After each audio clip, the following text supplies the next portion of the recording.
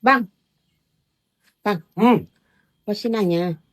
Nanyapi lagi. Kedua si aneh-aneh luwet jadi pertanyaan aneh. Bang Suzong, Api hayo nanyapi, hayo. Tiyan na Jawa. Api langkut di. Hah? Apa sih langkut itu? Langkut. Mm-mm. Yo, bumi pertanyaan bari lagi. Kudu tiap hari uwet tuh. Hako sa nasi di anyam.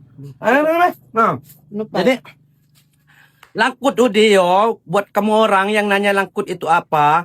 Langkut itu kalau bahasa ininya ada yang bilangin krok. Ada yang ngomongin intip. Langkut itu habis kalau kita nyonjong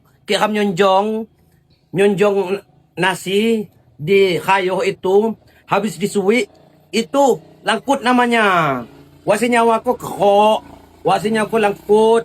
Wasinya ko, ndo aneh buat mana jangan ko begakau, kayak kamu dijakan begakau di kayak mi tengkang kan yo.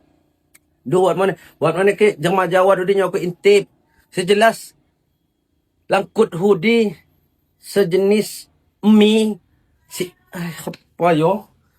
Cini ku salah ki mie di anyam. Kenapa itu kupai? Nah, hindi gelak ni langkut atau kerak nasi.